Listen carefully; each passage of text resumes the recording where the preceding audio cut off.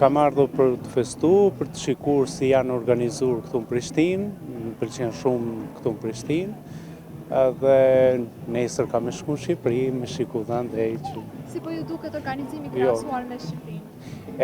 Atje festohet më shumti, por domosdo se është festa jonë, po thush, edhe Kosova e ka festën e çlirimit, po 28-29 nëntori është e përbashkët dhe përfundimi është se atje është çliruar ngritër atje flamuri. Me ndihmën e Kosovës, pavarësisht me ndihmën e Kosovës. A keni qenë më herët këtu për festën? Po, kam qenë, po. Unë vi shpesh këtu në Kosovë. Edhe jetoj në një herë, kam jetu më herët, por vi shpesh. Mendoj se duke u nisur nga rëndësia që ka kjo fest për popullin shqiptar, ajo që po ndodh në Prishtinë dhe në Kosovë përgjithësi nuk mjafton.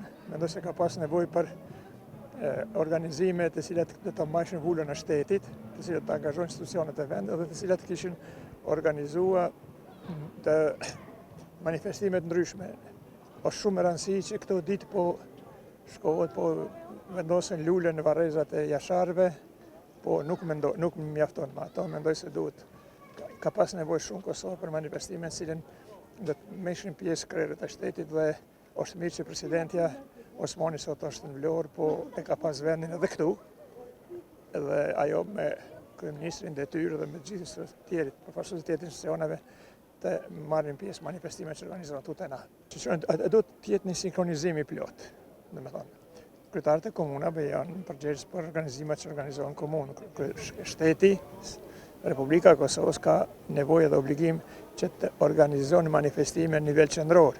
Edhe ndërthurja këtyre dy niveleve do të kishte bëhet mundur që kjo datë e shumë e rëndësishme për popullin tonë të festohet në mënyrë si duhet.